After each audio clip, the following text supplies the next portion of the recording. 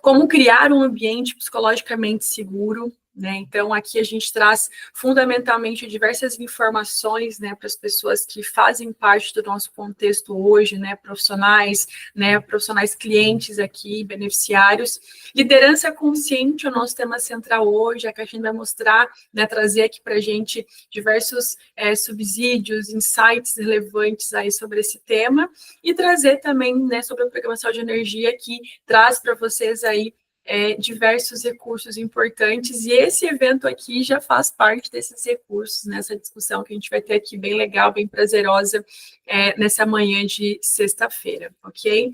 Queria apresentar agora a Catiane oficialmente, né, nossa palestrante, né, ela é psicóloga clínica e organizacional, formada aí pela Mackenzie, com mais de 15 anos de experiência, né, Catiane, e apoiando ali pessoas no desenvolvimento, nas organizações, e é uma grande apaixonada pelas relações humanas, tá, Catiane? Muito prazer, né, em ter você aqui com a gente, obrigada, né, por ter aceito aí esse convite. Passo a palavra para você que você possa, né, também se apresentar, e já dar sequência aqui, né, ao nosso webinar, né, nosso tema central nessa sexta-feira de manhã. Bem-vinda! Obrigada, Pri, muito obrigada pela oportunidade. Gostaria de agradecer a todos também que estão aqui conosco, né, dedicando esse tempo, na verdade, nem dedicando, investindo em conhecimento. Então, é muito importante que vocês aproveitem da melhor forma possível. Espero contribuir com algumas informações e também sair com alguns aprendizados, né? Em toda relação que a gente entra, a gente quer ter essa troca de aprender e compartilhar aquilo que a gente tem. Então, hoje eu estou aqui para compartilhar um pouquinho sobre essa temática que, né, tem sido tão falada, tão presente nos últimos tempos e que hoje tem uma estrutura e um impacto muito significante no trabalho, né? Então, a gente vai discorrer um pouquinho sobre esse tema, tá bom? Fiquem super à vontade para fazer perguntas, levantar a mão se quiser fazer uma interação ao vivo. A Pri vai ajudar na mediação ali do chat, mas esse espaço é nosso, não é só meu, não é só da Pri, tá bom? Perfeito, perfeito. Para a gente começar, vamos lá, Pri. Para a gente começar, né, a pergunta central, né? O que é saúde mental? Saúde mental, ela está muito conectada com a questão do bem-estar, da qualidade de vida, né? Então, eu estou falando de uma qualidade de relações, da minha habilidade, da minha capacidade de realizar as minhas atividades diárias, né? Então, ela está conectada com questões psíquicas e emocionais, né? Então, estou falando de saúde mental, eu estou falando exclusivamente sobre doença? Não, eu estou falando sobre qualidade de vida. E dentro desse contexto de qualidade de vida, né, de saúde mental, eu tenho como trabalhar de forma preventiva para que não ocorra o surgimento dessas doenças, né, que é tão falada, que decorre uma série de impactos nas organizações. Então, é um pouco disso que a gente vai trazer aqui como panorama, tá? Como que dentro deste ambiente corporativo, e vocês, né, sendo a figura de liderança, conseguem trabalhar de forma preventiva, criando um ambiente seguro. Um seguro no sentido psicológico, de desenvolvimento e de bem-estar. Combinado? Vamos lá. A Pri está comandando, então ela vai, vocês vão ver que eu às vezes vou andar um pouquinho mais, a Pri vai acompanhando, tá bom? Mas de forma geral, como eu disse, né? Então a gente está falando sobre um conceito positivo. É um olhar que a gente tem para o indivíduo como um todo, né? Então a gente fala de um bem-estar holístico, né? Então, quando a gente está mentalmente saudável, a gente está apto para realizar as nossas atividades, a lidar melhor com o estresse, a contribuir com a sociedade. Então, tem uma série de benefícios que nos levam para um lugar de bem-estar que impacta a gente e o nosso entorno, tá? Pode ir lá, Pri. E aí, falando do contexto atual, né, do impacto disso nas organizações, quem vem acompanhando as redes sociais, né, telejornal, enfim, todos os nossos meios de comunicação, muito tem se falado sobre a saúde mental nas empresas. Nós estamos passando por uma crise, né, relacionada a esse tema, não só no Brasil, é uma crise global, né? E que crise é essa? Por que está tomando tanta proporção? Porque o crescimento, né, a quantidade de afastamentos que estão acontecendo, vem sofrendo um crescimento gradativo nos últimos anos. Então, se a gente para fazer um recorte no tempo dos 10 últimos anos, 2024, a gente bateu um crescimento de 68% dos afastamentos das atividades de trabalho das pessoas que estão aí contribuindo com, né, com o desenvolvimento do Brasil, com o desenvolvimento das empresas. Então, esse número, ele é muito alarmante. A gente está falando aí que uma mediana que a gente tinha de 200 mil afastamentos, a gente bateu aí 472. Então, assim, é significativo. E isso impacta nos cofres públicos, impacta na produtividade e resultado das empresas, impacta na saúde mental de quem está liderando também essas pessoas, né? Então, acaba virando todo um círculo vicioso que a gente fala, que vai gerando essa crise. Por isso que ela se instaurou como uma crise, né? Está sendo vista como tal. E olhando para tudo isso, o governo falou, precisamos tomar algumas medidas, né? E se a gente for ver aqui a questão do comportamento, de onde surgiu, que origem é essa, que impacto é esse, muito tem a ver com o momento que a gente viveu de pandemia, né? Então, ali a gente experimentou um outro olhar para o mundo, um outro tipo de relação de trabalho, relação com pessoas. A gente teve que lidar com muitas perdas, com isolamento, com o impacto financeiro. Muita gente perdeu emprego, né? E quando a gente fala de impacto financeiro, a gente está falando de impacto de necessidades básicas dos seres humanos, né? A gente precisa de recursos financeiros para comer, para comprar uma roupa, para se locomover até o trabalho. Então, isso leva a gente para um estado de estresse, um estado de ansiedade grande que nos limita e nos impacta para realizar essas atividades diárias. Então, quando eu olho o crescimento do sintoma, né, dessa questão da ansiedade, ele disparou e passou a questão até da depressão, que era o principal ocasionador de afastamento para a gente estar dentro dessa temática de saúde mental. Então, gente, não é mimimi, não é uma forma do governo de arrancar dinheiro da gente, não, é um olhar consciente para a nossa situação atual e para esse acolhimento dessa temática que é tão importante, que nos resgate deste lugar de sofrimento, de dor e nos coloque novamente num lugar de potência, né? É muito legal o dado aqui, né, um dos que eu trouxe, que é do G1, ele fala um pouquinho do perfil dessa pessoa que está sofrendo, né, que está passando por essas questões de saúde mental. Então, a gente está falando de uma pessoa numa idade mediana de 41 anos, que o principal sintoma, como eu disse, é a questão do estresse, o principal ocasionador do afastamento é o estresse. Só que quando a gente olha a questão de gênero, a mulher, ela representa 70% desse afastamento, em detrimento do homem, né? E por que a mulher, ela está sofrendo mais? A gente tem uma questão de carga de trabalho, a gente tem a responsabilidade de casa, né, as tarefas de casa.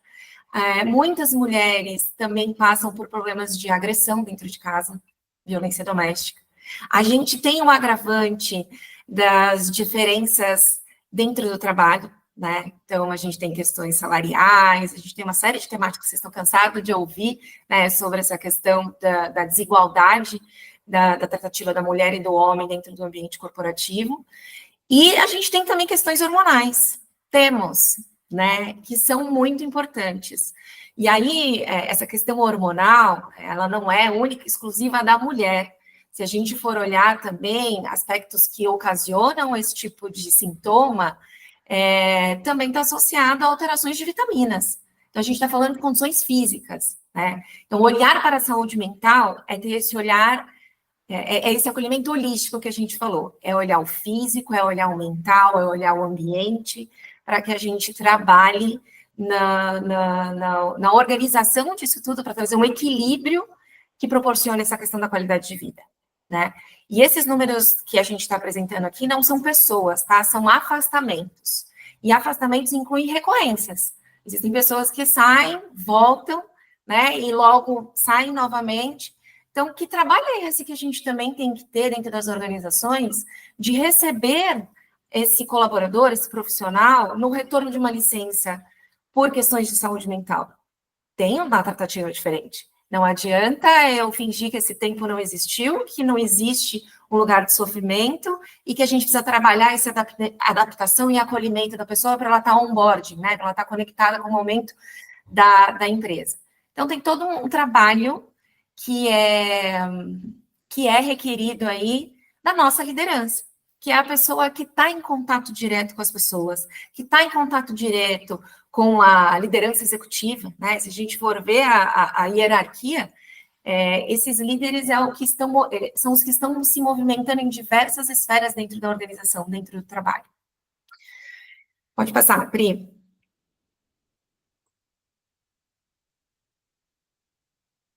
E aí, diante de todo esse cenário, o governo entendeu que era hora de intervir, né? Então, vamos olhar aqui para o que a gente tem de situação, de caos, né, instaurado, o que a gente tem para resguardar, para suportar esse processo e a oportunidade que a gente tem de incrementar e melhorar. Nisso veio a revisão da NR1, né? De novo, outro tema que está em todo lugar, porque ele está acontecendo, ele já não é futuro, né? Quando fala, em maio vai começar as auditorias nas empresas, mas o trabalho começa agora, né? A NR1 já está te dando uma série de elementos para você mudar alguns comportamentos, processos, políticas da sua organização, já para que você não sofra impactos lá na frente.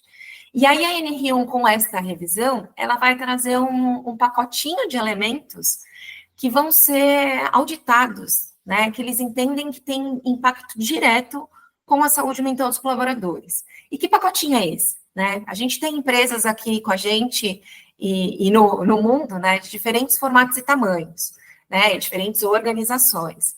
Mas quando a gente fala de empresas, de negócios, a gente está falando de metas. Todo mundo trabalha com um objetivo, né? Quer alcançar um resultado específico. Então, todo ano tem o planejamento da empresa, as metas que serão estabelecidas e normalmente elas são compartilhadas.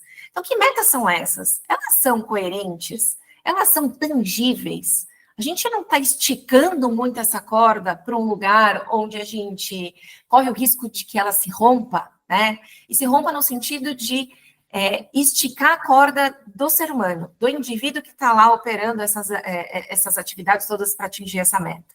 A gente também tem esse limite dentro do nosso sistema, né, de como a gente funciona enquanto ser humano. Então, que metas são essas? Então, é um olhar qualitativo, além do quant, além dos números que a gente precisa atingir, para que seja algo coerente e atingível e realista, né? Então, jornada de trabalho. Jornada de trabalho não é nenhuma novidade. Quanto mais a gente puxa, quanto mais a gente estica essas horas de trabalho do colaborador, isso gera um impacto na qualidade de vida dele. Né? Nós somos seres humanos representando diversos papéis no mundo. Então, eu sou Catiane, psicóloga, sou psicóloga organizacional, clínica, sou mãe, sou filha, e tem uma série de outras representações, né? Quando eu excedo, quando eu puxo demais também a minha jornada dentro de um dos meus papéis, está impactando nas minhas outras esferas, que muito provavelmente são esferas importantes que te levam para um lugar de prazer, de saciação, né? Então, só trabalhar não vai te levar para um lugar de equilíbrio de vida. Então, jornadas de trabalho precisam ser avaliadas. Catiane, mas existem períodos que são de maior pico na organização, né? Dentro do mês, eu sou do financeiro, tem fechamento, tem vendas, bater meta. A gente tem períodos específicos que vai ter essa necessidade de um maior investimento de tempo, mas em contrapartida, o que eu posso flexibilizar para esse colaborador? É uma jornada flexível? É um descanso? É um banco de horas? Enfim. Que negociação é essa para que todos tenham um benefício no final do dia, né? Tem muito forte é um olhar bastante global, né, porque são diversos fatores que estão envolvidos dentro desse contexto, todos fatores importantes hoje de ser olhado para a empresa. Não é uma novidade, só que agora está apertando. Agora, né, é o momento de olhar de verdade para tudo isso, né? E a partir dessa formalização que se tem, esse dever que se tem agora, é partir para a ação. Exatamente, né? Então, nada é novidade do que a gente está falando aqui. Mas agora, diante deste cenário, como que eu transformo isso em ação? Como eu coloco isso em prática, né? Enfim, então aqui tem uma série de elementos que vão ser acompanhados, né, pelo Ministério do Trabalho, que vai ser parte da fiscalização, e que você, enquanto líder, precisa estar preparado para lidar com essas temáticas, né? E aí, quando eu estou falando de preparo, eu estou falando de habilidades e competências, né? Para cada cargo que a gente ocupa dentro de uma organização, tem um requisito de conhecimentos tanto técnicos, para a gente sentar numa cadeira, como comportamentais. E quando eu falo de liderança, aí tem um pacotinho extra, porque liderar não é só atingir resultado, é lidar com pessoas. Né? E muitas pessoas, né, falam que um dos maiores desafios da liderança é se relacionar. É como eu me conecto genuinamente com as pessoas, é como eu desenvolvo essas pessoas, é como eu entendo, nas suas particularidades, a situação de cada pessoa, né? Então, é muito interessante que você esteja atento a essas habilidades e competências. E aqui eu destaquei algumas que estão diretamente correlacionadas com questões de criar este ambiente seguro no ambiente de trabalho. Eu estou falando de inteligência emocional, que também não é novidade nenhuma. O quanto eu me conecto e entendo as minhas emoções, acolho a do outro e faço a gestão deste ambiente, né? A temática de diversidade e inclusão. Hoje, a gente tem pessoas laudadas, a gente tem autistas adultos, não é só criança, né? A gente tem TDAH, a gente tem diferenças, né, de gênero, a gente tem um leque de diversidade gigantesco que precisa ser tratado de forma inclusiva, né? Para que gere nessas pessoas o senso de pertencimento, de acolhimento, de respeito. Comunicação clara e efetiva. Não adianta a gente delargar, né? A gente precisa delegar com clareza na informação do pedido que está sendo feito. Tem uma diferença muito grande disso, né? Exatamente, né? Então, a gente não tira pedidos. E, além disso, a gente dá apoio, a gente dá suporte. Né? Porque quando eu estou falando de relação de trabalho, quando eu estou falando de liderança, eu preciso trabalhar a autonomia e desenvolvimento dessa pessoa para que ela seja meu sucessor. Né? E por que eu vou temer que alguém seja meu sucessor? Eu preciso subir, eu preciso ter novos desafios, eu preciso me envolver com outras temáticas. Né? Então, é todo um círculo quando a gente fala de carreira, também importante. Né? Um item que veio com a pandemia de forma muito potencial e que vem ainda se adaptando, né, é a questão do remoto. É um novo modelo de trabalho. Ele é obrigatório dentro das organizações? Não.